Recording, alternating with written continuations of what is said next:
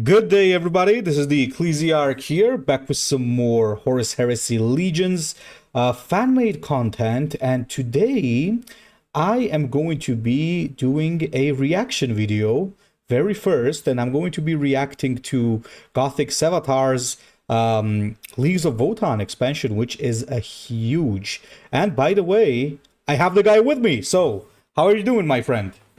I'm doing very well, thank you. Glad to hear it. Glad to hear it. I'm very excited to actually check out what you got going here. And the only thing that I would like to ask you guys is, please, if the volume is going too crazy, let me know, because the video, I have the desktop volume very high, but I have like reduced the video sound. So, you know, just okay. Anyway, let's roll. And hello, little gray dog. Hello, Zermal. This is gonna be a long one, so buckle up. One moment. I think my desktop audio is messing up a little bit here. Let me just fix that real quick. There we go. Okay, now it's fine. Night and Soulburn, honestly. Yeah, I would love to see the rest of this set, because this looks like it's a set that he's making. Oh my god.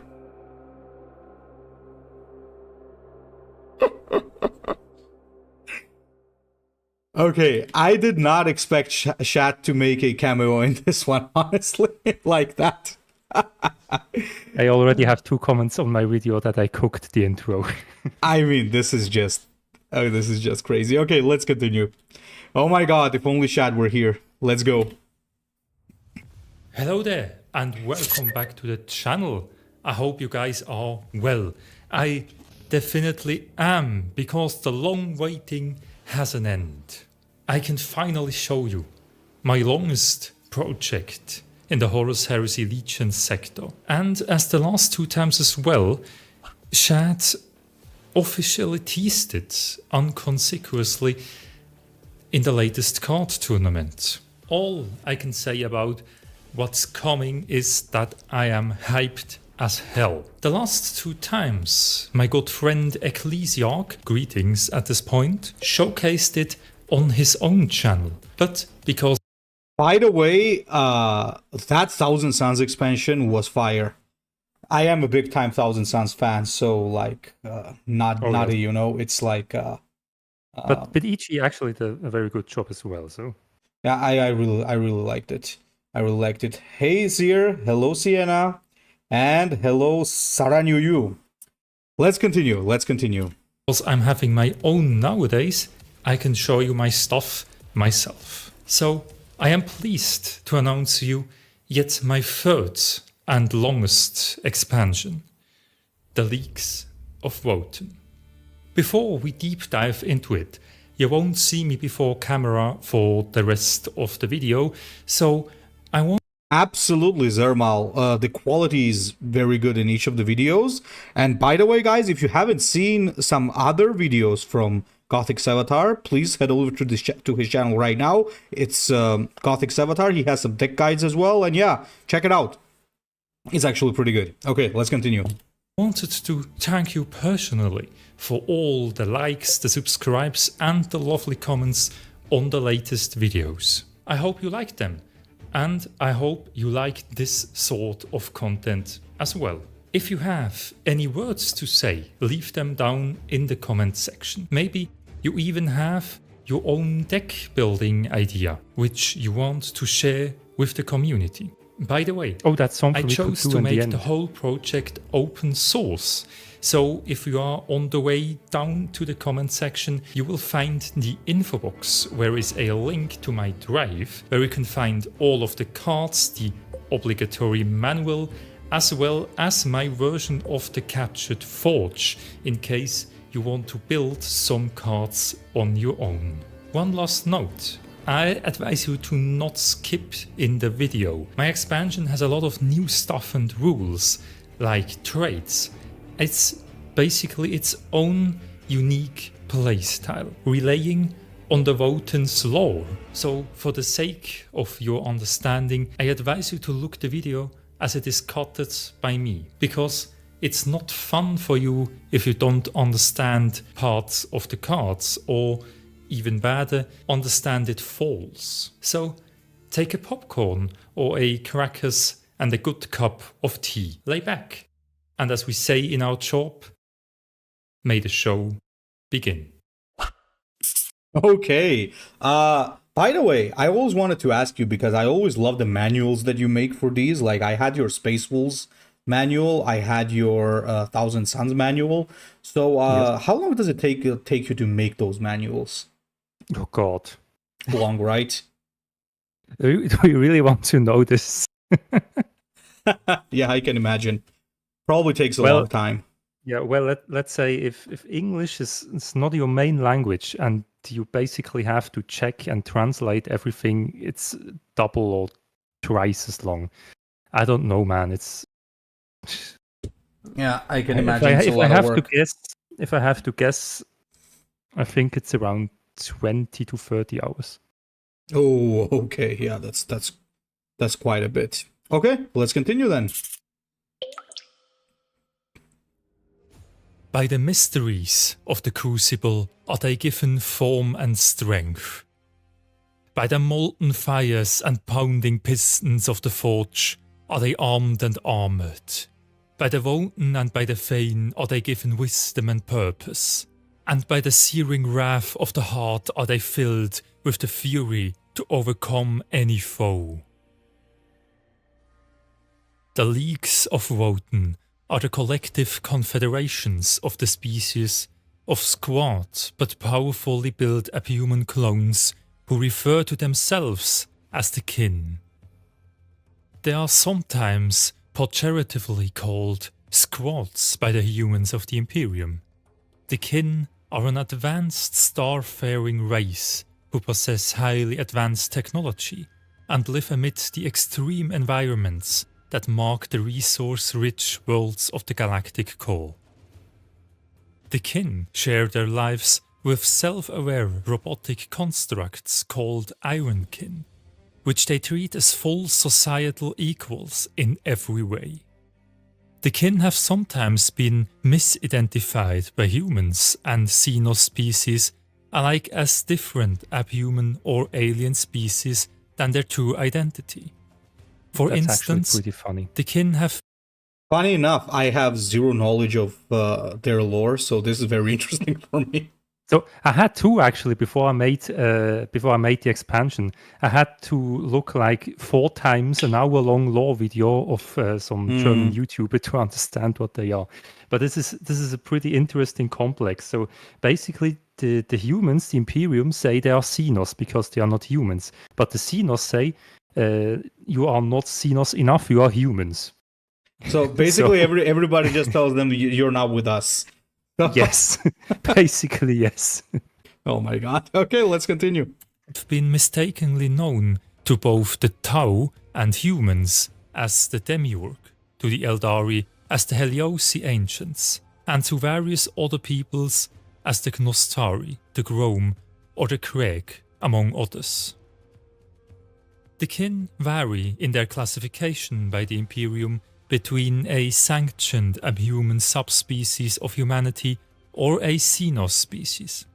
However, the kin's earliest surviving records to establish an ancient link between their ancestors who settled the galactic core and the sublight generational Long March mining fleets sent out by the pre-imperial Old Earth, thus making the abhuman designation the correct one. For their part, the kin care little what others think of them. Each of the Leagues of Votann are divided up into groupings, similar to clans or nation-states known as kindreds, and are ultimately led by a self-aware machine intelligence called a Votann or Ancestor Core.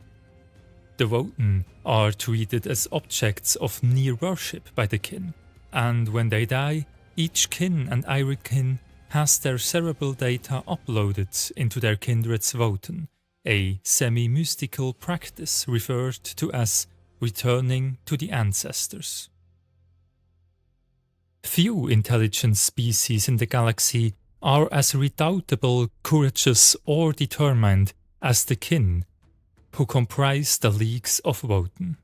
Nor are many as ruthless when it comes to the risk and reward calculus of war. To face them in battle is to stand before an armoured avalanche that crushes all in its path. It is to be appraised and then brusquely dealt with by attackers who see any foe as little more than an abstraction, or else as a hated nemesis whose annihilation is worth any cost. To those they fight alongside or trade with, the kin are invaluable allies. However, those they deem a risk to their people's survival, they destroy with the same relentless rigour that the kin apply to harvesting black hole accretion disks, manufacturing their incredible technologies, or indeed anything else they set their minds to. The Leagues of Votann are huge and formidable stellar empires, united by a shared history, genetic kinship and culture. As the emergence of the Great Rift sends ripples of upheaval through the galactic core and beyond, they are coming into violent collision with the other starfaring races more than ever before. So these guys farm black holes. Okay. They farm absolutely everything, believe me. And they also absolutely have the components too. You will see. I don't spoil anything. So basically, just like the dwarves in fantasy are like the OG miners, these guys mine whatever you can in the galaxy, right? And the ultimate way to harvest energy would be from a black hole. So yeah, pretty cool. Yes. Since the Leagues of Votann act mostly under themselves, it's not too far-fetched they follow their own unique playstyle.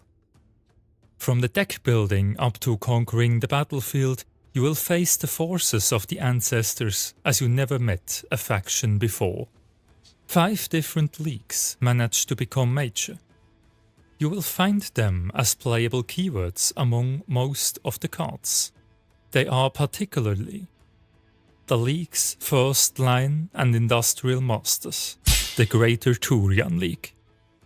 The relentless and brutal enforcers, the Kronus Hegemony. The far-travelled and trading masters, the Trans-Hyperian Alliance. The stoic and enduring rock in the surf, the Urani-Surtr Regulates. And last, the golden masters of forging and engineering, the Ymyr Conglomerate. Funny enough, I don't ever see this coming to HHL, but you might actually be doing work for EG, because this might one day go to Workforce, so I wouldn't be surprised if they pick up your ideas. So, Shall I tell you a fun fact? Yeah? Like 3 hours ago, I wrote them a mail. You did? With basically exactly this. Okay. And I asked you some days ago on the reveal thing.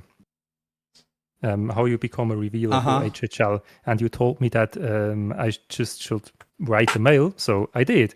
And then I also wrote, "Hey, I did this video there. Just look, it's beautiful and cool, and because they are humans, maybe we could implement them." And yes, let's look what they say.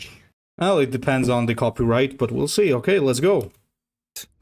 The keywords on the cards act like the common ones, such as Solar Auxilia, Dreadwing, and many more. But there is one difference. Before you can build your deck in the deck building tool, you have to choose 3 out of 5 legions, shown as cards exactly as here. These will be the represented leagues of your deck, and you are only allowed to add cards from the chosen leagues, as well as non-marked cards and neutrals. It's advised to make yourself a plan about how you want to play the leagues, weigh the pros and cons of every kin host to create the ultimate collaboration of cards. Whenever there will be a situation in the game where you have to choose a league or card, the game will always show you the 3 chosen leagues of your deck. That means it's in your hand to create powerful combinations. Did you saw the Easter egg? The Leagues of Votann. Wait. It's in your hand to show you the 3 chosen leagues of your deck. It's in That the mean- picture here. It's here, right? Yes. Great. Oh, that's the one I sent you before. Yeah. So the Easter egg. Wait. Oh, wait a minute. I have no life. This was the one that you sent with the other picture, right? With the Iron Warriors. Yes. Holy shit. Nice. So you It's see in it? your hand. I think I do. create- This is the exact same battlefield, right? It's well, yes, kind of. So did you just when go when on? you look in your hand in the background? Yeah, you actually see their cards. Yes. And that's what I was going to say. replaced all of them. Oh my And god. if you look close enough, in between the 3 cards in the middle, you can see 2 cards on the board. Oh my god, are you kidding? That's a lot of work, my powerful friend. combinations. Quality, man, quality. Guess so. The Leagues of Votann only have one playable warlord, called the Crucible. Such is one of the core structures of every kin host, producing and cloning the kin. By claiming the card, you will unlock the 5 leagues above, as well as all heroes. These will operate as the actual generals leading the forces of Votann into battle. Their warlord is marked with the rarity Epic, for it would be impossible to play leagues without this card, and legendaries are hard to collect. He will be one of the few exceptions of epic warlords who have 40 health. Together with the new faction, there comes a new unit type called Hero, which is uniquely reserved for the leagues. Heroes act as the actual warlords of the Legion, being adaptable to fight various types of enemies. Every hero is a unique individual, granting different possibilities to support and conquer the battlefield. Heroes do not count as troops, but as non-warlord units, since their mission is to act as semi-warlords, just like Titan weapons. Every hero is unique. To underline this state, there can only be one copy of a hero leading the battlefield at the same time. Any further copies, meaning cards with the same name, of a hero that would come into play will be destroyed immediately. Equal to most of Votann's cards, heroes mostly have a league affiliation. A player will only be able to choose and lead heroes into battle which are supported by their chosen league's keywords during the deck building. If a hero has no certain league given, he can be played in every deck and combination, as the rest of the unaligned and non-marked cards too.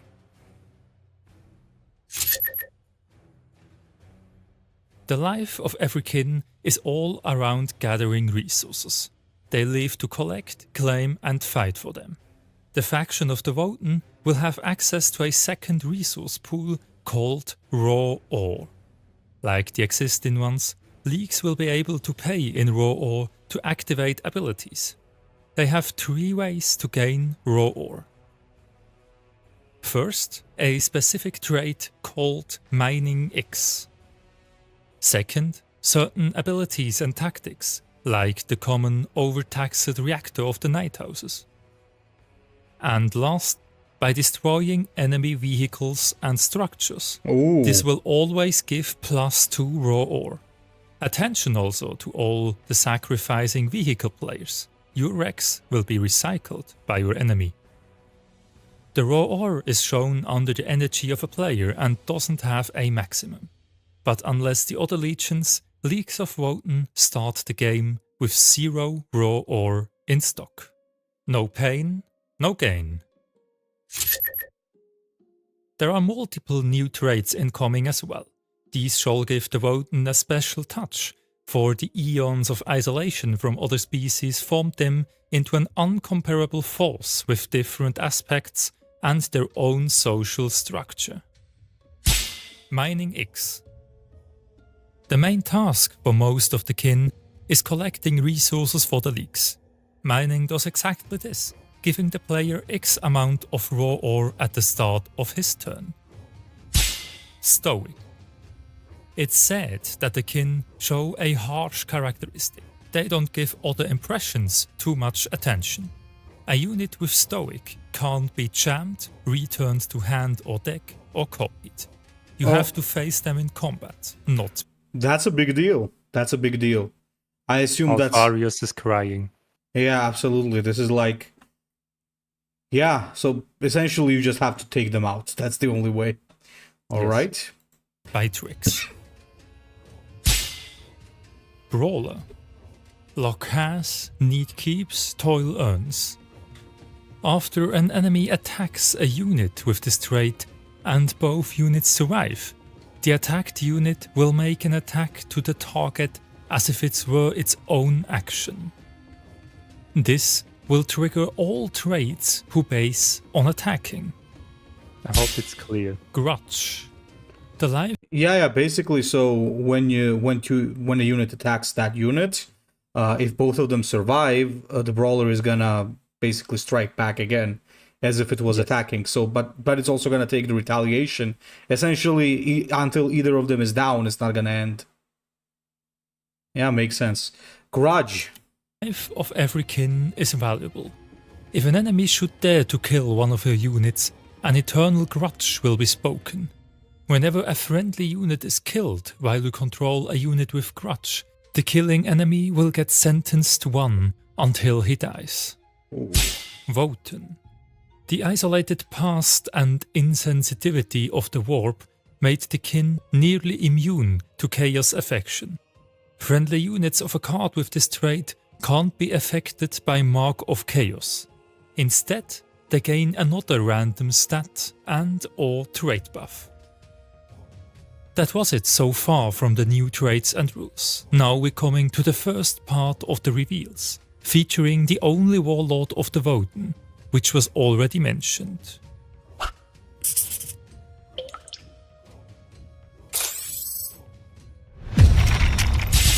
Intruders detected. Set emergency level to maximum. The cruise. Can I just appreciate the edit on that? That was like very you good. Can appreciate it like 60 times now. That was very good. That was very good. Like the whole entrance, the sound effects, everything. So it's all handmade, by the way. yeah, I totally understand it is, and it's crazy. Okay, wait, let me just remember something. So mining, that means at the start of the turn, it gives you 2 ore. It can't attack. Okay, we know what that is. We know what overload is. And Votann, so it cannot gain marks of chaos. That was the Votann ability. All friendly units. So when you play Leagues of Votann, your troops will never be able to gain Mark of Chaos. Nice. Okay, that's very good. Says friendly units can't get Mark of Chaos. Ah, okay, so it doesn't matter what... Okay, super. I love that. Yes. Okay, let's go. Crucible. Oh, and it summons heroes. Okay, let's go. Now I was actually gonna ask, like, because you said that if like another hero drops, it automatically gets removed. I was like, how the hell do we drop another hero? Now it makes sense. Okay, so I can spoil you that this is, with a small exception, the only way to put in play heroes. Very well, understood. So they are, as you will see soon, they are absolutely beat sticks, but this is the only way to put them in. Fair enough. Core League structure. The League's only Warlord. He is a very vulnerable unit, having 0 attack. Instead, he can craft mighty heroes to protect him. The cost of 15 raw ore is at a high state at the start of the game, but can be reducted by several ways. Note that he will show you 3 different random heroes, but only from the pool of the chosen leagues and the unaligned ones. Also, you can only control 1 copy of every hero at the same time, so you have to go for a certain strategy. Once a hero dies, you are free to clone him again. Also, since the Warlord has the trait Votann, your units will never be able to gain Mark of Chaos but instead will profit from another random stat or trait buffs in return. Further, he has a special card called Protect the Ancestors. Oh my god, that effect! Okay, let's continue. Since the Crucible is a vulnerable unit, and next to the Ancestor Core, the heart of every kindred, the Leagues of Votann will do everything to protect it. The special card of your Warlord will give him the possibility to protect himself for one turn when the battle is in a critical state. This will give you air to breathe, but only for one turn, so you better make sure to play well and not have to use it at all.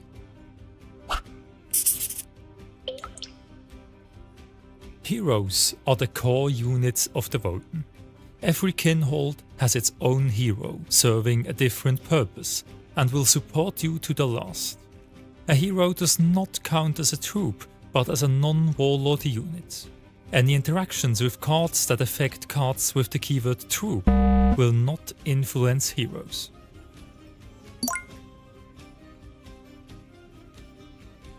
For hero... Okay, wait a minute. So if it's a troop, it will not influence the hero. But troop will not This is influence just examples of cards. Deal that. Oh, okay, because this is a non. Okay. So it doesn't. It should not have the keyword troop. Okay, that's really Yes. cool.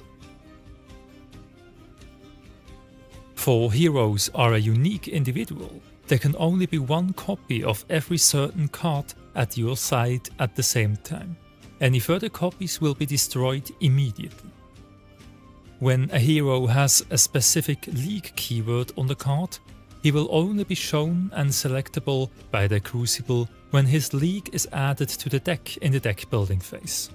They can't be collected and will be unlocked automatically when you draw the Crucible. Also, they don't have to be added to the deck. They will always be shown when their League is supported in the deck, even if no card with this keyword was added into it. Since all heroes have the trait Stoic and can't be collected, there will never be a situation where a hero is in the hand of a player. Because of this reason, heroes don't have a cost on the top right. Coming to the first and maybe biggest leader of the Votann. The ancestors are watching. Uther the Destinate, often simply known as Uther, is perhaps the most skilled and most well-respected Khal of the greater Thurian League. Born on a day with strange omens, the mechanisms of the Hall's Forge swung into motion without any Brokir's command, and produced a magnificent plasma blade. Nowadays, Uther leads the Votann in unyielding power and will dominate the battlefield like no other. Note that first strike will be triggered while an attack with Brawler. He will be for sure a real threat for every enemy. We will hunt you for eternity! Oh, nice. Curve Grudgekeeper, Khal of Votann's greater Thurian League. He is known to be highly contemptuous of all the other intelligent species of the galaxy. This is largely because Grudgekeeper, as his name implies, keeps a huge list of nemesis, who he maintains a grudge against. Curve will be a central unit in a grudge deck, making it extremely dangerous for the enemy warlords to kill your troops. The eye of the ancestors. That am I. A Grimnir, also known as a living ancestor, is a kin of the Leagues of Votann who has been cloned with a psychoactive clone skein that allows him to use limited psychic powers and draw on the engineers of the Materium with the aid of the psychic technology known as barrier tech.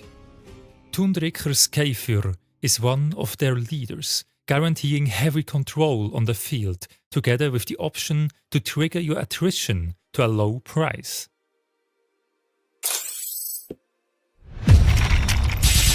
The finest uses of ore. That takes Ymyr eyes. Ymyr is probably the most skilled league in terms of forging. A piece that leaves the anvil of an Ymyr Brokir is always a relic and masterpiece. Druk works as a low-cost option to protect these key units with frontline and give him shields. He is also fabulous in a grudge deck, for the enemy has to attack your frontline troops first. Protect. Oh. Ancestors.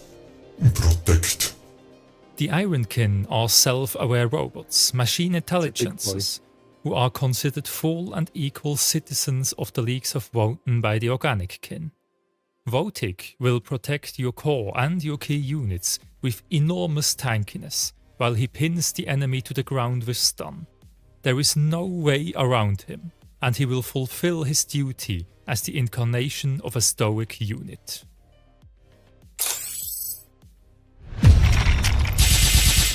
This is the Ancestors' answer.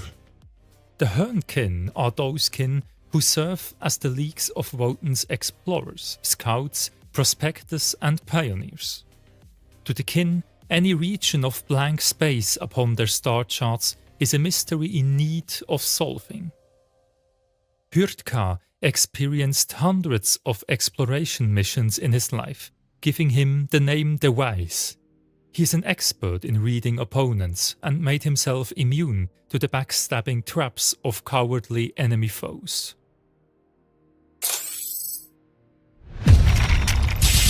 Destroy them in the name of the Ancestors. Kronus kindreds must fulfill quotas of material conquest and find the slightest excuse to launch into full-blown military invasions of alien-held star systems. Over time, the temperament of these kindreds has become ever more aggressive and ill-tempered, so that now there are few problems the kin of the Kronus Hegemony will not seek to solve with violence. There is not much to say about Okra. Straightforward, stoic, and with no mercy. Luck has, need keeps, toil earns. The Stonian mining guilds, which carry out most of the League's mining and resource extraction activities, embody the belligerence and acquisitiveness of the kin. Hyvor will provide you with a massive amount of mining and recycling of old bodies. The longer he rests on the field, the more dangerous he becomes. He is also the only hero without the League keyword, which allows you to play him in all decks. I got a quick question. Yes. As I understand, all heroes. you can only have one hero at a time, or one hero from the same league at a time. No, just one card with the same name. So basically, if you have the raw ore for this, you could have 6 different heroes at the same time. But You just can't have the same one. That will gonna cost like 90 raw ore. So yeah, it's possible. Okay. What do you think of them? My absolute favorite, like if I were to be able to rush something, there's no doubt that Uthar would be the one, because he's just a friggin' unit. Like if I know that my enemy can't have a hard removal for this guy, there's no reason not to play him, because he'll just outdo anything that attacks him. That includes that the enemy warlord just can't attack him because he's gonna get beaten hard. But at the same time, By the way, to make a note here, I think that actually we have no card in the game yet that destroys something instantly which is not marked especially as troop. All hard removes that we have in the game refer to destroy troops, however. And since heroes are not troops but non-warlord units, there will not be a hard remove in the game which can destroy them immediately. oh, that's very scary. I would say, if depending on how difficult it is to get ore, It would be very interesting to actually summon the miner, not Oka, but I think the miner is secretly Hivor. Yeah, he's really good because you summon this guy, and if he sticks, you just summon more and more very soon, and it's gonna be pretty good. Especially if you know which 2 cards are yet to come. Absolutely. This guy is a beast. We'll see the next cards and decide on that. So let's go. The Greater Thurian League is one of the largest and most powerful of the leagues of Votann located in the galactic core. The kin of the Greater Thurian League are as uncompromisingly mercenary as they are driven in the causes of exploration, resource acquisition and military conquest.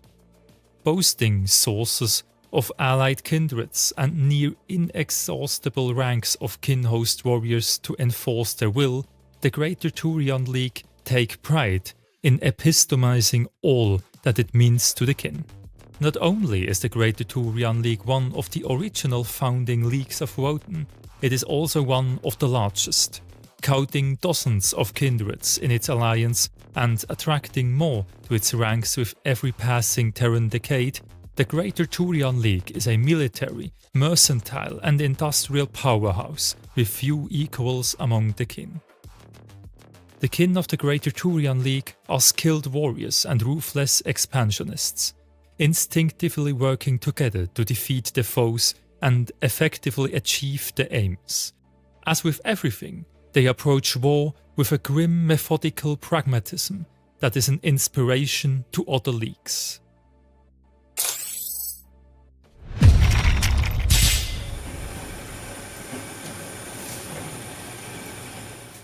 The Thurians are not only known for their combativeness, but also built themselves a massive linked industry network.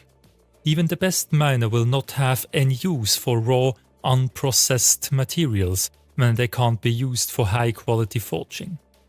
The Thurian industry complex will roof your bank of ore with a large amount of dangerous early-game mining.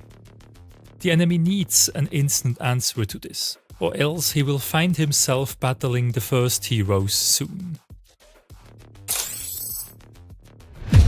You know this guy? Protect the kin. Yeah, that's a very good, one of the better structures, honestly, because we have a couple of similar ones like the plasma generators and so on, but I think that one is by far the most dangerous because what it gives is, yikes, it's very scary. Okay, let's continue. Save the hold. Achtol is a young Thurian ironkin who dreams of one day following the footprints of his idol Vortic the Unbroken. He will protect your units at best, being a solid wall between you and your foes. Note that the most dangerous play with him will be through the active ability from his eponymous Forge Master Votann Ymyr, bringing him into play in a very early state of the game. Marchkin. I remember that card. That card was the one submitted to the contest, actually. Yes, it's a bit actualized, renewed.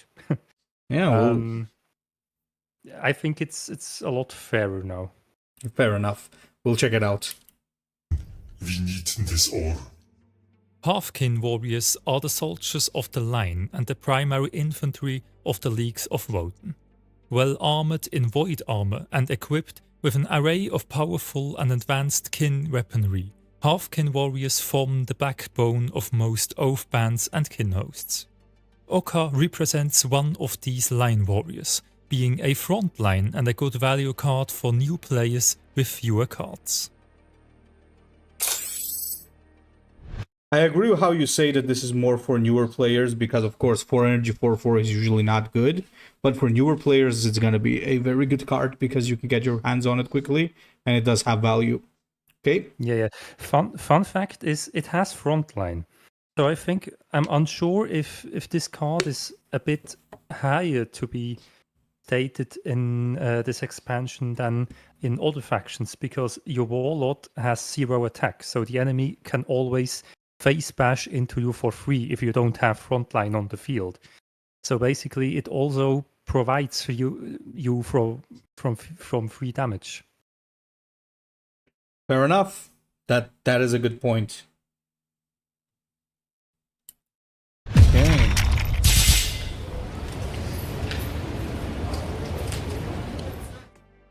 Every hold with enough kin is in need of good administration workers, for the mining of resources is a complex plan. The Thurian League mastered the way of profitable working. The Thurian Administratum supports you with mining, and sustain is self-financing and durable. Also, it's one of the few remaining ways to remove stun of your Warlord, which he always does because of his overload. A core structure when you are planning to play mass heroes. We will get in this or one way or another. Would be terrible if a guy named Stoic didn't have Stoic as an ability.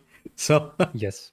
By the way, Absolutely. this is one of the 2 cards I mentioned with Ymyr together. oh, The last hero. Hang on a minute. Oh my god. Okay, now I see it.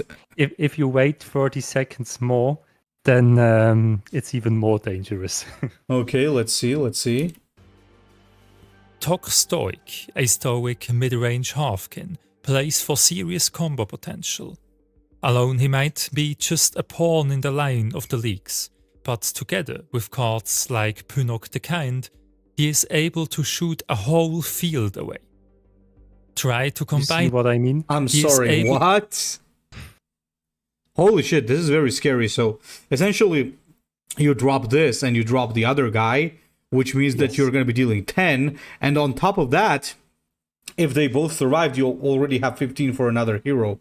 Scary as hell. Well, yeah. Well, actually, if you play them both together for 10 energy in the 10 energy turn, then you will deal a lot of more damage because the Crucible also have mining 2, which is double Oh. to mining 4, and Punok himself has mining 1 and is included in all friendly units, which means he has mining 2. So you will deal together with Ymyr 10 plus 4 plus 2 damage.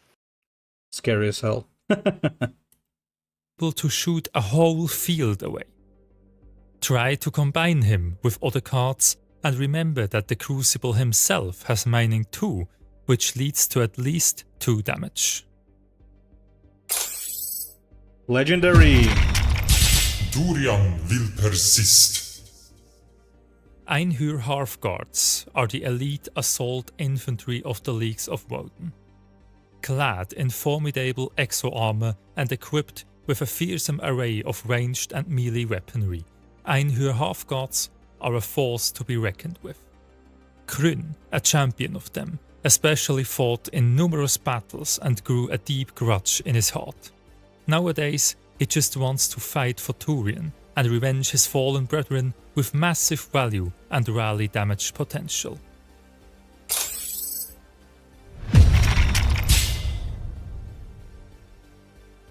The ruthless expansion campaigns of the Thurian League made them a resilient frontline, leading their allies to battle with an unyielding faith and a harsh stoic line. This small handy tactic will support you by protecting key units as well as functioning as a good durability tool for Thurian troops. Just a note, guys, this will not function on heroes. So Nope. yeah, that's good, because it won't. would be broken as hell. Okay. This too. Nothing escapes from the eyes of the ancestors. The biggest goal of every kin is to make them proud in several ways, like mining, fighting, and exploring. This board-wide tactic will support your troops in their duty, giving them the needed stoic attitude, for the galactic core is a never-forgiving brute region. Yes, The Greater Kronus Thurian League it Hegemony is. is a highly military Come again? Greater Thurian League it is. By the way, all leagues will have 8 cards and 1 legendary in them. Speaking of which, I think, as I basically get, the Thurian League was all about the mining synergy, but based on the Kronus Hegemony, like, they were one of the heroes was the Bloodlust one, so I assume these are going to, just a guess, I'm just going to make a guess. Since that was the mining faction, this is going to be more of a Berserker bash your face till you die faction. Like, Yes. we'll see. Probably This it's is- gonna be it. This is the main pool for grudge-based decks. Let- By the way, I don't know if you saw this question mark. Do you know how grudge works exactly? Yeah, so essentially, I'm unsure if it's too toxic or not. it depends on what cards they get. For now, it's bearable because it only works when there is a unit with a grudge on the board, which means that like the only time it's going to be very toxic, I think, is if it gets stacked on the Warlord. But once again, it depends on whatever it depends on what you are, how many you get. Like, not how many, but how easily you can get grudge units. If, like, I'll tell you in advance, if there is a unit with like a low HP and the grudge, it might be a little toxic because on low HP, all the Warlords essentially try to remove things by face bashing, and if they get a sentence, it might be like the Raven Guard mission early game. So we'll see. It depends on what they look like, because the heroes don't drop too early, so it's totally fine for them to have the grudge. So let's check it out, and I'll say. Militaristic major league of the Leagues of Votann, located in the galactic core. It is said of the Kronus Hegemony that there is no problem they will not solve with an axe. Existing as a military superstate, their kindreds muster some of the largest and most aggressive kin hosts known amongst the Leagues of Votann. Nor are they sparing in their army's use, for the Kronus Hegemony marches ever onward. Kronus kindreds must fulfill quotas of material conquest and find the slightest excuse to launch into full-blown military invasions of alien-held star systems. Over time, the temperament of these kindreds has become ever more aggressive and ill-tempered, so that now there are few problems the kin of the Kronus Hegemony will not seek to solve with violence. The kin of the Kronus Hegemony are vaunted warriors who are expected to display exceptional feats and strength and skill in combat. They never hesitate to hurl themselves into battle, and the steeper the odds, the harder they fight to prevail. They are basically world eaters in Yeah, pretty much. Destruction for Kronus! The Kronus half-kin are known for no mercy and relentless charges. Okaf not only feels a deep grudge in his soul, he is also the perfect possibility to trigger all the deep grudges from your field, for they don't different how the enemy kills your units. An optimal solution for many problems in the field. Now this is pretty good because, like, when you drop this guy, the enemy Warlord can take it out, because if this functions as HHL, it's not gonna give sentence as it dies if it's a killing hit, as I understand. So you could use this guy in two ways. You could use it as a flanker or a soft front line, because while this is on the board, the enemy Warlord can't attack. So let's say you combine this with the Thurian League and you drop the factory plus this, chances are your factory is gonna live, because the enemy won't be able to attack it. To trigger his grudge, the one from Okaf, you need another unit, because the other unit will speak the grudge, because obviously you need to live to speak a grudge. So I think that the most dangerous thing he is actually with the flank, because if you control something else with grudge on your board, then you can basically just YOLO in, and if the thing that you attack survives, it will get sentenced 1 because he killed an enemy.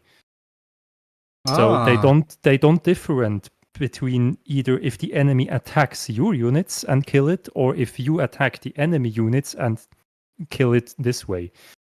So yeah, and since it's a flank, you're not gonna be face bashing this into the enemy. And wait a second. Okay, let's see. Oh boy.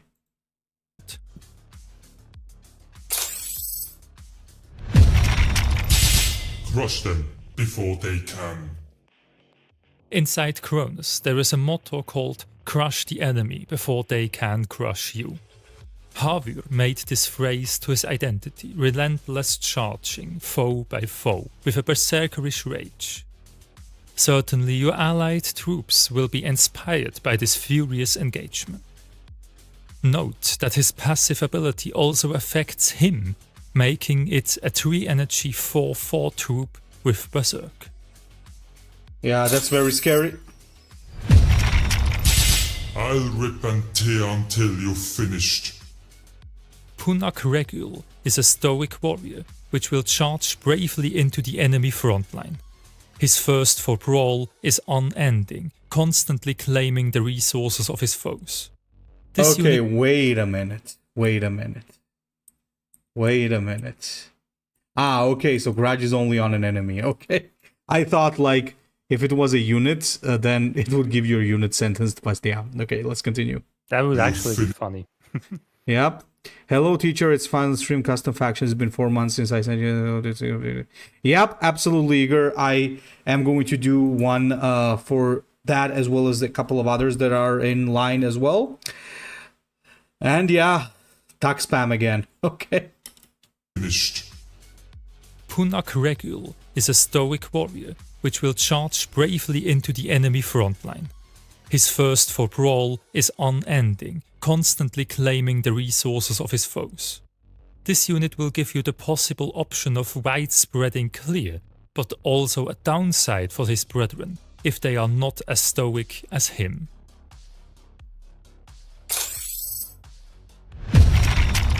Hit, hack, claim. Being an Ironkin, the automatic AI of this fearsome Kronus breacher is programmed to charge into sentenced enemies. For every foe his senses will recognize, the lust for blood will rise with no ending. In a grudge-based deck, this Ironkin will become a staple unit to clash even with the biggest armored enemies. There they are. Charge! The Khal of the Leagues are not known to be passive, and the ones from the Kronus count as the most aggressive leaders the Galactic Core has ever seen. Once Ymyr has spotted his resisting foes, he will guide the League's most fearsome squads without hesitation to leave nothing but destruction. I mean, this is not too bad because, like, for now, you need 8 energy to do that combo, which is acceptable, I guess, for the sentence 1. It's basically the Raven Guard mission, but Raven Guard have many more ways of abusing it with pings. So I could see this being okay. Okay, let's go. And also, don't forget, it mentions troops. Not includes heroes. Absolutely. Yeah, that's a good point. And the order to revenge the fallen brethren.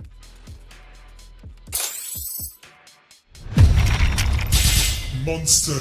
Hunt! Kill! This bear-fighting Khal fought and gathered so many battles that he claimed the title The Grudge. His hate and despise are unending, and he will destroy every single enemy of the Leagues, leaving back nothing but destruction. The combo potential of this card is insanely big, and once an enemy is declared a grudge, his spells have told.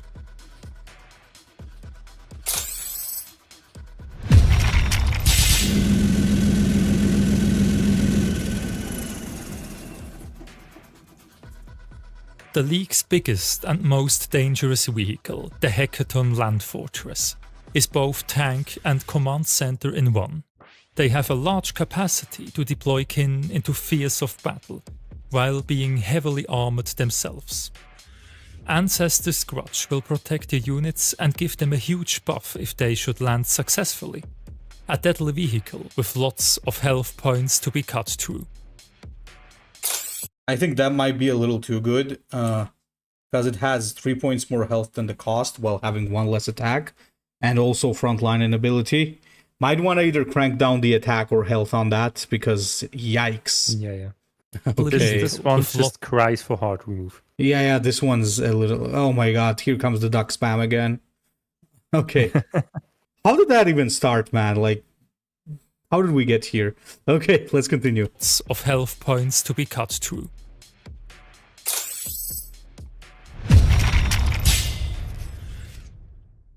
With their ruthless temperament, the kin of Kronus will charge into the lines of your enemies. On the other hand, the mindless strike will demand the last of your kin. In the right spot, this card can close a game on its own, but you will need a troop that supports this mass amount of self-damage. The That was Trans-Hyperian Alliance. Okay, who was the Trans-Hyperian Alliance warlord hero again? The one that removes stealth, ward, and precognition. Oh, so on if Relentless. we stick to the theme, oh my god, Lord, you're spamming ducks as well, and Cross is spamming ducks. Okay, guys, you keep it up. I think, let me make a guess once again, okay? I think it's gonna be more of a utility-based faction. Yes. So we'll see. Is a major league of the Leagues of Votann located in the And it also Galactic has a Core. meme in there, which is an actual card. It has a what? It has a meme in there, which is actual and may actual trade card. territories okay. in far space. The Trans-Hyperian Alliance are the furthest travelled of the leagues. Many of the kin prospects that penetrate deep into far space wield a distinctive orange void armor, and their Hern kin are renowned for both their tenacity and frontiersman's drive to banish the darkness beyond the edges of maps. The kindreds of the Trans-Hyperian Alliance are shattered far and wide, with many of their holds maintained aboard void ships cruising at the heart of nomadic fleets. Observing a secular cult of ancestral veneration that surpasses the dedication of the rest of their race, the kin of the Trans-Hyperian Alliance are ever on the move, always seeking new knowledge and conquests to enrich the Votann.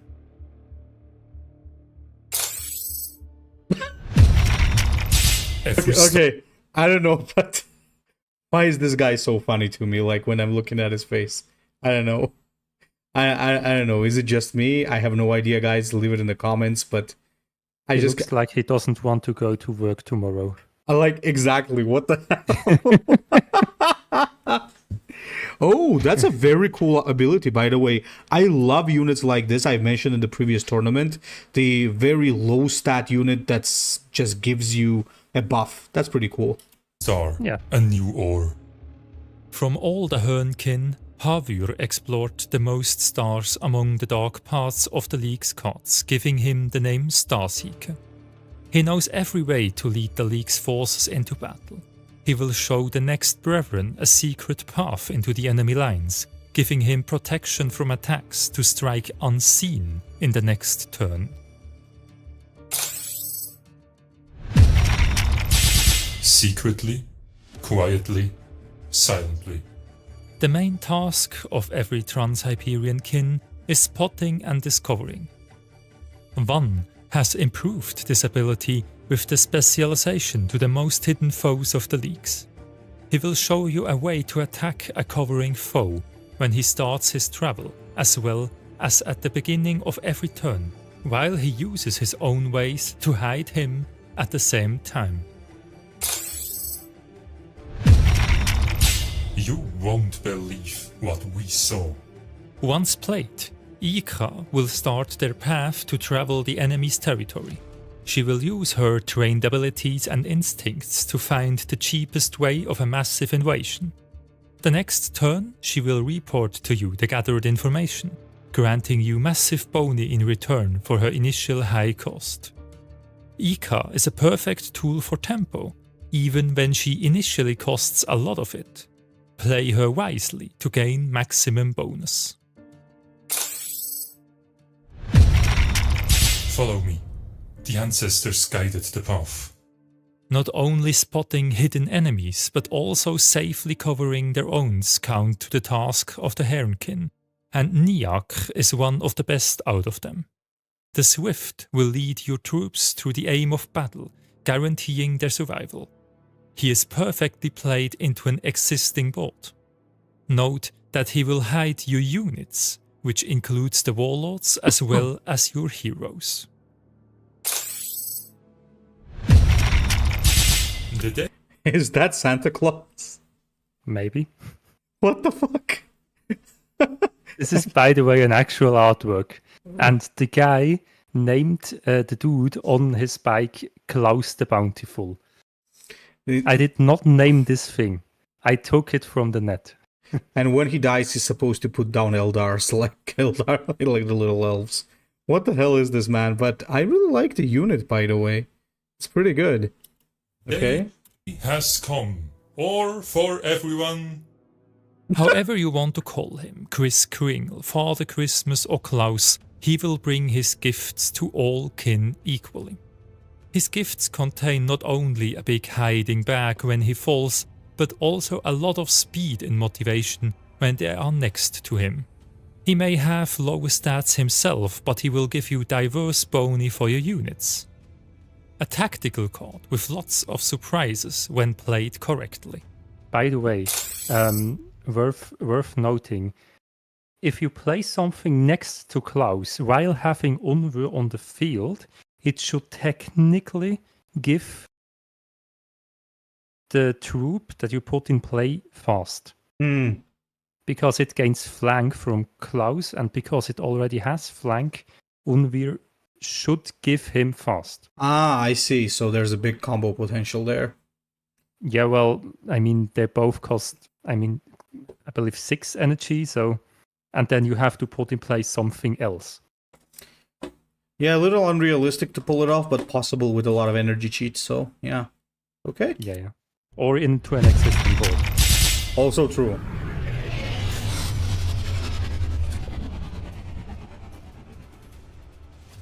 Most of the Trans-Hyperian kin hosts are located in massive mobile space stations, not on planets, due to their nomadic lifestyle. These gigantic ships are the mainstay of their league, holding most of the resources while being hidden in uncharted sections. The longer the space docking station rests on the field, the more dangerous it will become, for it is a valuable source of raw ore. I would say give that thing can't attack, because it's a structure, as I guess. Yeah, that's the question I had. It's an Alliance mobile fortress, so it is a spaceship. So wait a minute. What's a spaceship? Is it a structure? Is it a vehicle? Well, I had this complex multiple times. So what are you doing? I mean, this thing flies in the void. What the heck? What it is? So I just declared that it's a structure because a vehicle may be too big. But it makes sense that it can attack because it's a mobile fortress. So that is also true. Yeah, weird one, but I'll take it. For it is a valuable source of raw ore.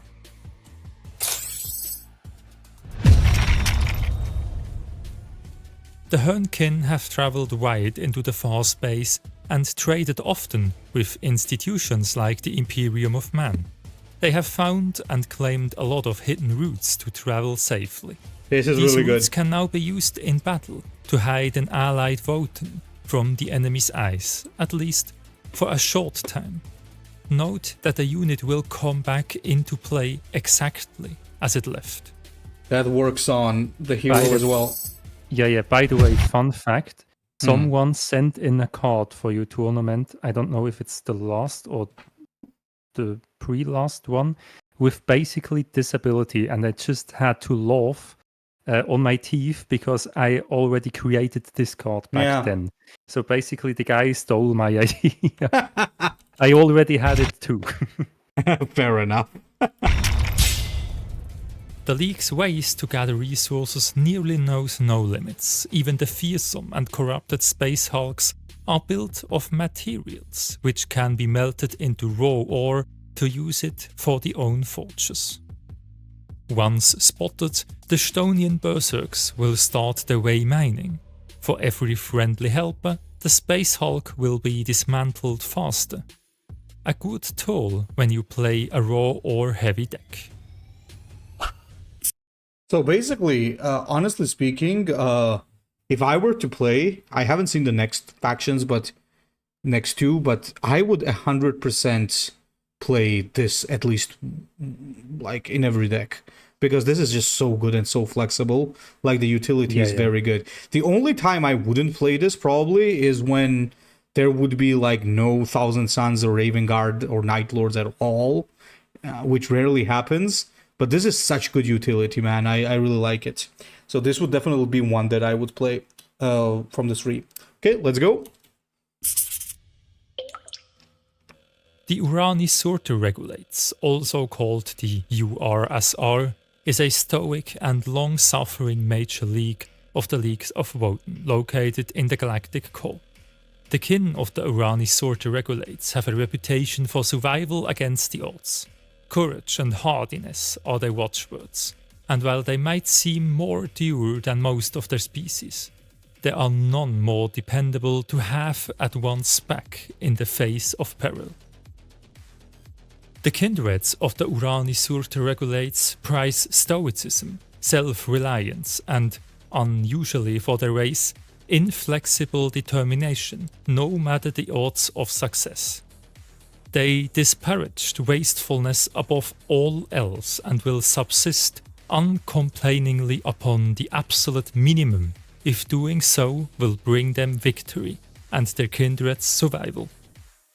The URSR have suffered greatly over the millennia, yet they still endure. Their grim warriors have disdain for every foe and are known to fight to the last. While they can still stand, they can fight. Hold. Hold.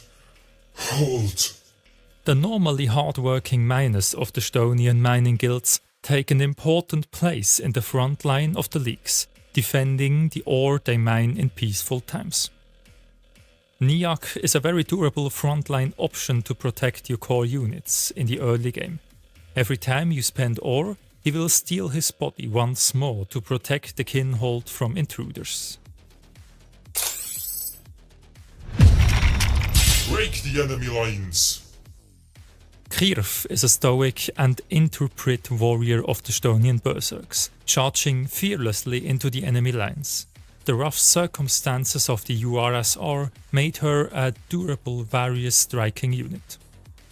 She is a staple, universal troop with lots of durability in her kit. When you buff her with other cards or abilities, she will become a fearsome unit hard to kill due to survivor. Charge. Charge. Charge. The other side of durability is the mindless charging into the enemy and overwhelming them. Okryp took the advice of pressuring maybe a bit too seriously, now being transformed into a never-ending charge unit. He can strike 2 times before dying, but with good use of the momentum, especially when combined with, for example, Ymyr Conglomerate, to gain flank, he can unleash a barrage of damage. Don't stare to look at my ore. The URSR have a certain word for their kin who guide the heavy weapons, Thunderkin. Stor, the Iron Skin, an augmented Stonian, is one. Now, I'm gonna directly say this is a very cool idea, but this is one unit I would never play. Way too slow, but I love it. I love the design and flavor of it. But thank you, Evergill, for making the game in a way that... But wait, you could actually use attrition to... Oh, you mean load or trigger? Oh, sorry. Sure, of course. Pardon me. Go on, yeah. For those of you who remember back in the old days, I think it was the second card tournament of yours, Unorthodox Warfare. And I sent in the Tremor Doom Cannon. Oh, yeah, I remember. The Tremor Doom Cannon had the ability of Savage with doing exactly this. So I thought, why not use it? I think it's an actually interesting idea. So, and because it's attrition, it can be triggered by himself, so Stor, or anything else on the field. And interesting enough, because attrition triggers when you activate your own unit's ability, it will shoot instantly. Because first you load the siege with the ability, with the active ability, and then you shoot it because attrition trigger. As long as you have the ore, I guess. Yeah. Yes. Okay. Yeah, but it's 2 raw ore, and your Warlord has mining too, so you always have 2 raw ore. Fair enough. Okay. One of them, firing never-ending waves of bolts into the enemy. His attrition ability is a new interaction that allows him to instantly fire the siege, because attrition is also triggered when the unit itself is using an active. But also his allies will be able to give him enough momentum to fire the barrages. The ancestors guide my aim. Akrut, a heavy gunner of the URSR, is a veteran of the Long Wars. His experience made him a stoic heavy beatstick for the mid-game. The high damage value for less energy cost remains of the old 30th heavy squad, but instead gives you value in form of more resources. Due to the randomness of the shooting, you are well advised to lower the possible targets for maximum chance.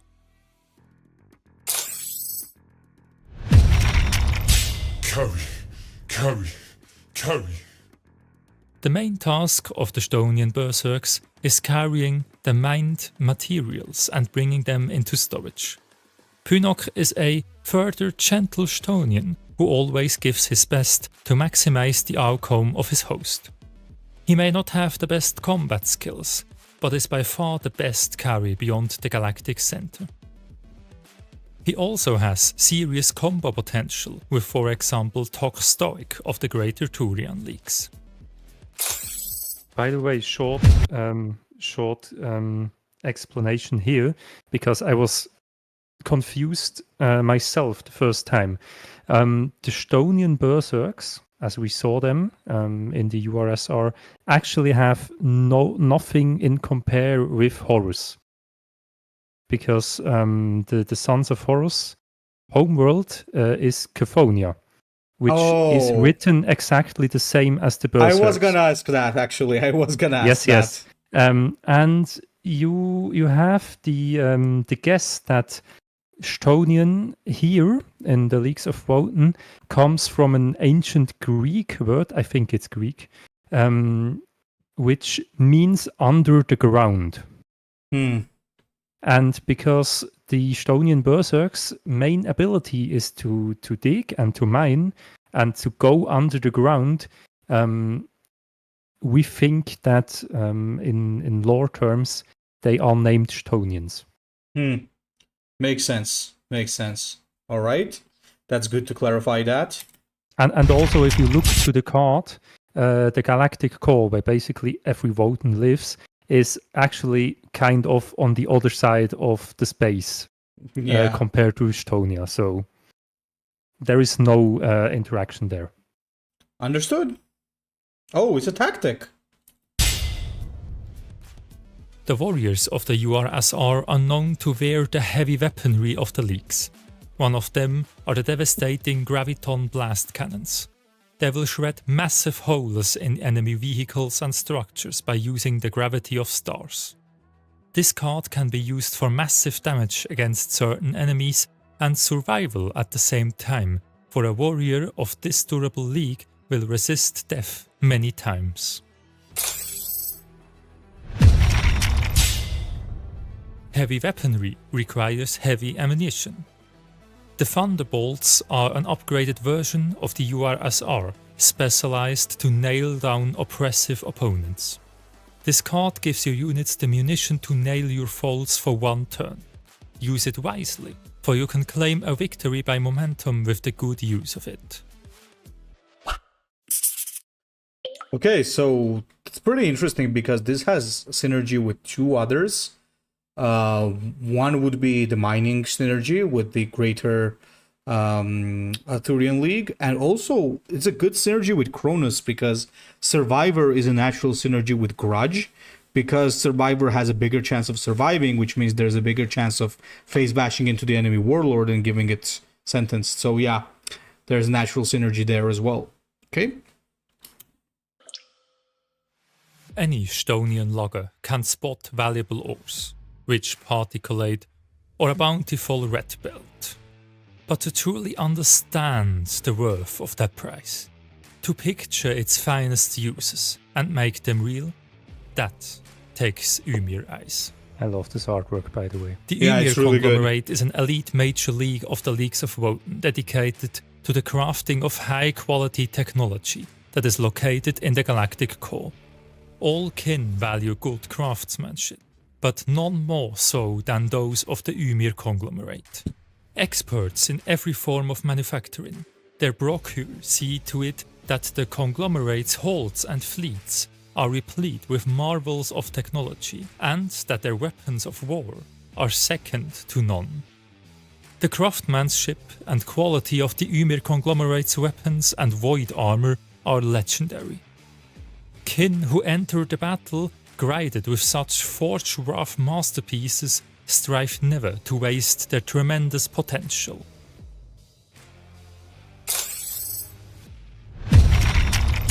More ore, less problems. To create and forge, you will need a stable ground of ore. Similarly, you will need cards to win the game. Power is a good choice for stable draw power combined with wide damage. His active ability gives you the option to conspicuously trigger his own passive, but with other influences he can shred enemy boards comparatively easily, while giving you more resources to play with.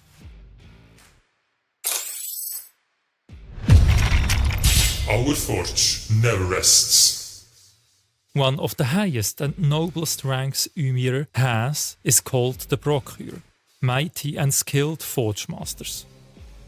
Votann is one of the key masters, and never a lump of ore left his hammer which wasn't a true masterpiece. This Procure will protect your field with his peak forge, Achtal the Protector, which he can make immediately through his long experience, giving him vantage. Also, he will constantly enhance your vehicles, making them to a threat fast. This is like a must-have card. Protect the forge, it must not fall. The Oathband war leaders work as the tactical and leading cause of every Ymyr kin. They combine war mastery with forging and lead the kin through every foe successfully. Adun will support you by constantly reducing the cost of your units. Permanent. That includes his own active, which puts in play a little helpful worker that grants you a stable income for using your abilities. Never fret. There's a good synergy there with Hero Rush, basically. Yeah. Never yield. To constantly use your active abilities, you will need a stable income of raw ore, and to secure This one is very interesting. This is like Vargard Oberon, but better. So, yeah. this Kind of, stable yes. income, you have to protect your mining units. Jorn Rook, named Well, the actually, Kin Protector, funny enough, it defends everything but your Warlord. That's the because funny it's part, troops. yeah. That's the funny part. That's why So, it's yes, more interesting. But on the other hand, it also protects from unstoppable units. Yeah, absolutely. So that's like this. That's why this is more interesting. made this circumstance his life quest. He will act as some sort of fake frontline for your troops with mining. With his high health, the opponent has to cut himself through a lot of points. But he also has the advantage of saving the troops, for example from unstoppable units. Stoic and precise wins the fight. Einhyr Halfguards are the heavy units of the Ymyr, wielding the biggest weapons while being protected in a hull of steel and stone. Halif means defender, and he is not only the protector of the heart, but of the most stoic ones too. He will save your kin host from intruders with never-ending waves of stoic kin. Note that the ability mentions units, which include heroes who all have stoic. A true wall of steel. This is one of my favorite cards. That's like very good because it can become a never-ending issue if it's not removed soon. Yes. This is also the one card. This is also the one card I meant for which can kind of put in play heroes. Because when he's on the field and the hero is dying, he will get revived in the end of the turn. So, yes. That makes sense. Have no boundaries. I love Grimnir are the only kin among the Votann who can connect with the war, even though in a small and easy way, compared to the sorcerers of other factions. Nevertheless, it will give them the possibility to unleash it over their foes. Grimold is a combo card, well used in a highly efficient raw ore deck to reduce his cost up to 0 and unleash devastation in the enemy lines with his instant version on the rally, or the active one to repeat it.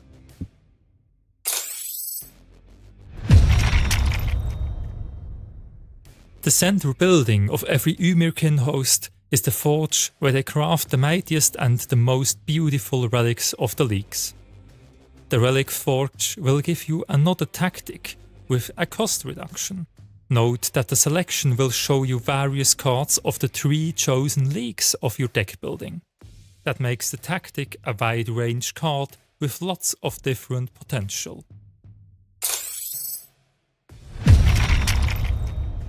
To draw the Wrath of a kin to yourself is already a bad idea. To do it with a whole kin host means certain death. Once spoken, the never-ending grudge of the kin will haunt you. I'll be right honest, I think this is a little too much, and I'll tell you only for one reason. This guy. Because I can imagine, like... but wait a minute. Does this faction have anything with Stoic? I think not. Themselves? Okay, no, then it's fine. Then it's fine. He himself has Stoic, but he doesn't resurrect himself. Yeah, then it's absolutely fine, because the first thing I went through was like unkillable board, but now that I see that nobody has Stoic, it's well made. Yeah.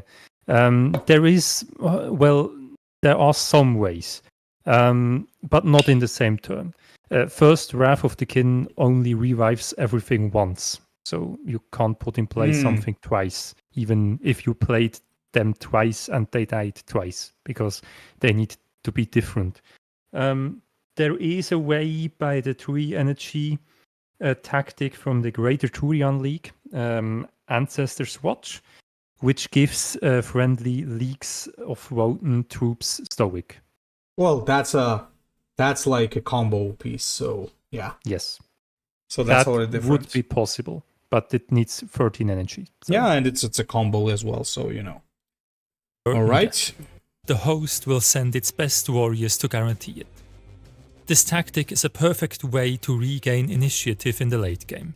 It won't revive the fallen heroes, but very well some strong Ymyrkin, like Leaf and Grimold. Since every troop with different name can only be revived once, a white board is asked here.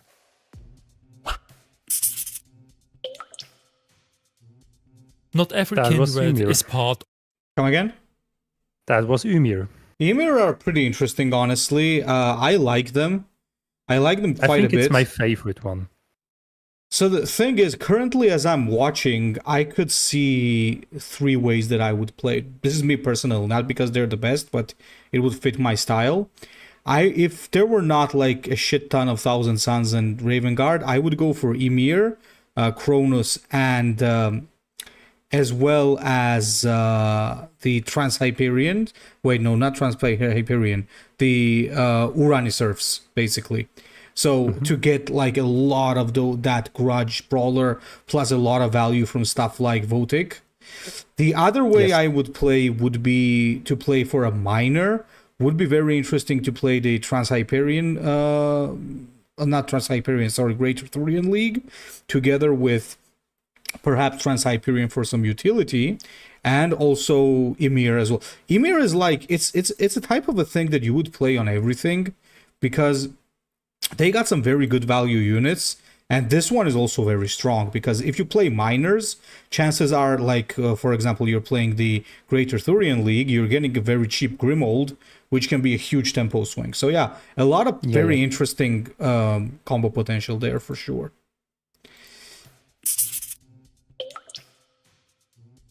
Not every kindred is part of a bigger league, even though most of them are, just because it's more profitable. Also, there are some individual kin who got hired from different factions, for their far travel led them to other territories. This section contains cards that are non-marked by a major league, which means that they can be played in every constellation by all combinations of leagues. They are some sort of neutral cards available for all Votann. We carry Votann's legacy. Every empire needs its little helpers that are completing the small but important tasks for the society.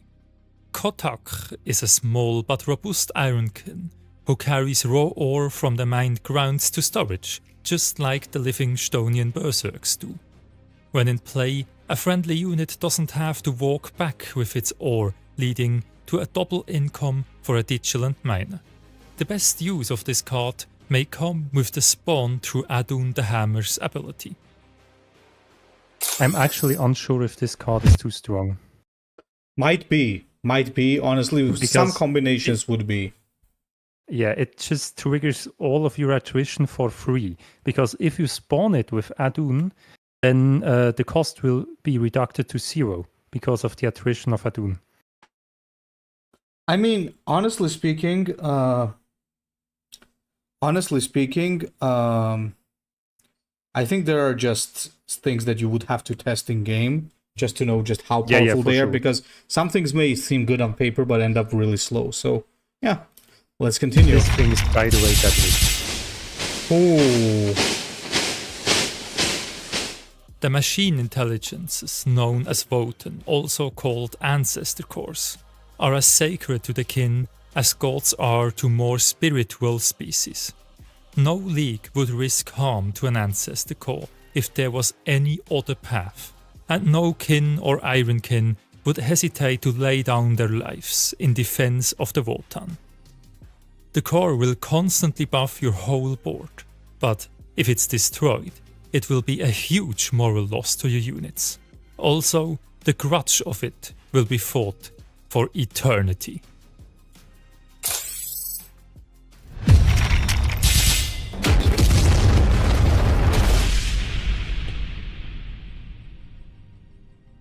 The Stonian mining guilds are the biggest hold for mining resources as efficiently as possible.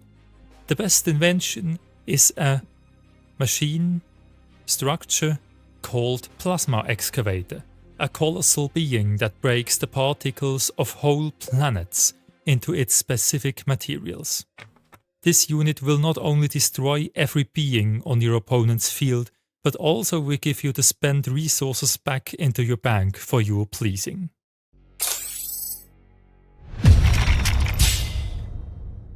As most of the factions, also the leagues will have a mission to complete, called Forged in Iron.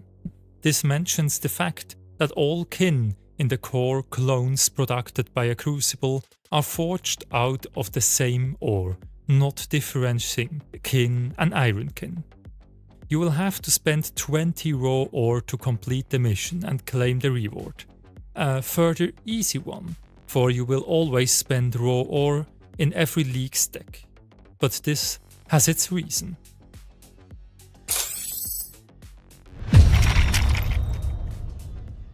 This card is not collectible and only available over the reward of the league's mission Forged in Iron.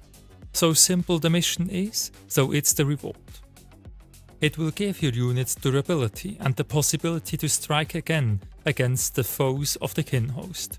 But most importantly, it will create the mission again in your hand, so you can try to achieve it once more. That is the main strength of this card.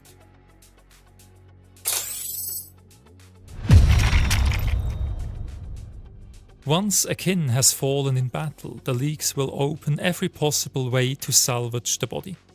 It will then be given back to the ancestors as a whole, to feed the ancestor core with the remains and experience the kin achieved in his life, and to produce another one out of the resources from the body.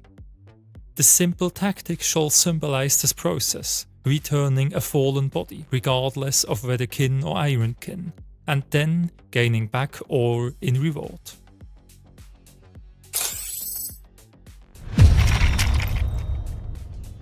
Since all of the kin originate from a crucible and are forged, the call of their producer halls in their minds. This card will reduce your Warlord's very high active ability cost of 15 to first 11 and, when played twice, even down to 7. That will give you a far more consistent produce of heroes, but will take you a lot of tempo in return. You have to time it well to gain maximum bonus and not get overrun. I think, you want like, to know a fun fact? yeah. I actually think that the best use of this card is when you copy it with something like Memorators. Or you can just use that card and then you play the where's the drilling machine thing? And then you play the plasma excavator because it has vantage on very, like, late game you play this, it gives you back the ore, and yikes. Yeah, there's a very scary combo there. But yeah, you're absolutely right on that one.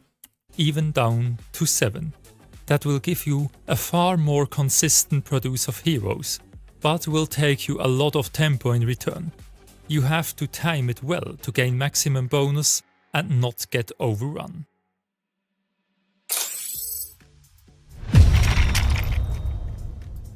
When the Hold gets stuck in a negotiation, they are tempted to ask the Votann, the ancestors, for their wise advice.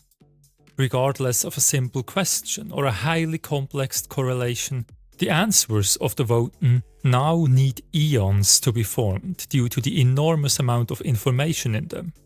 This card gives you resources as an answer, but they need their time to be profitable, and the more time they have, the more worthy they will be.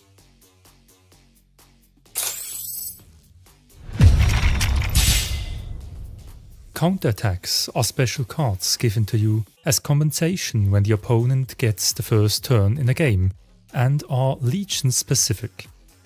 The counterattack of the Votann frees a friendly unit of stun and gives you 1 raw ore on top. You can use it to unstun, for example, a hero to make a tempo play, or the Crucible to craft another one, since he will always stun himself due to overload.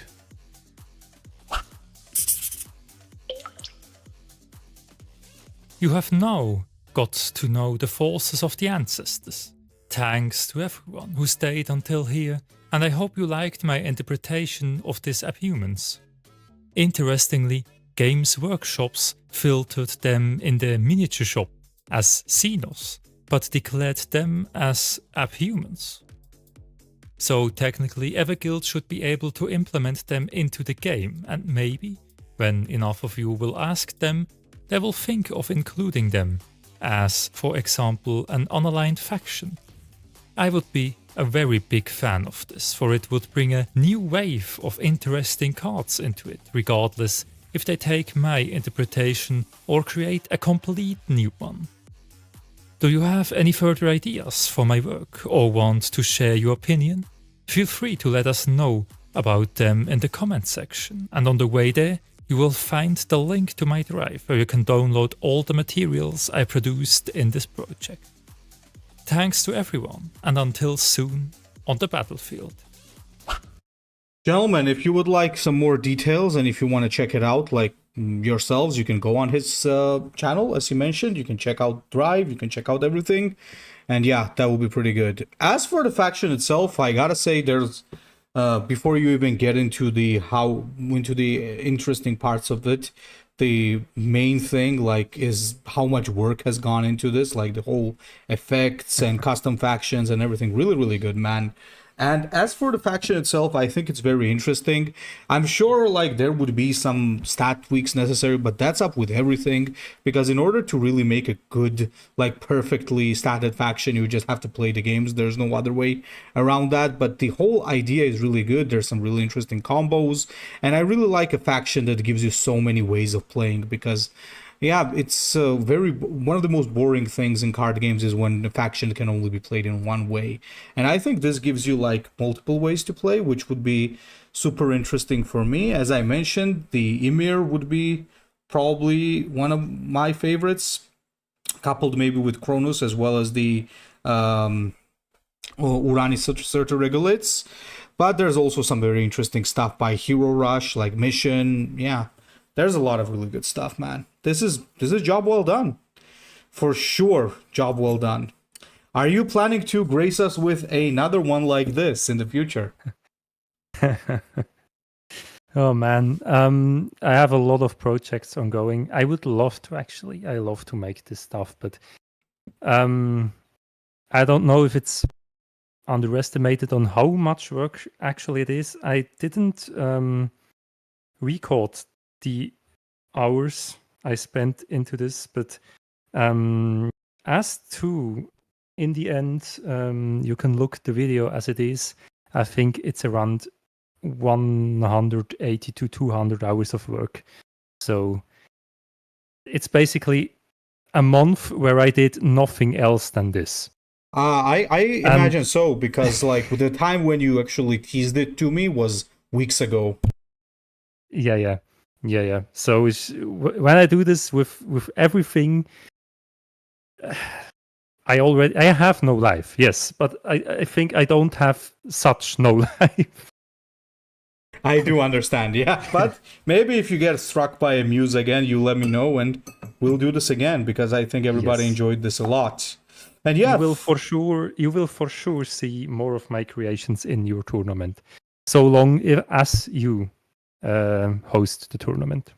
Fair enough. That shall be that shall continue, because we are going to be hosting that tournament for many more tournaments, basically.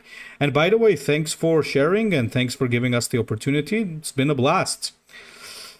With pleasure. Well, guys, once again, please go to GothicSevatar's channel and check his stuff out. Leave a like and leave a sub to him. And yeah, thank you for watching. That will be the end for today. You have a good night.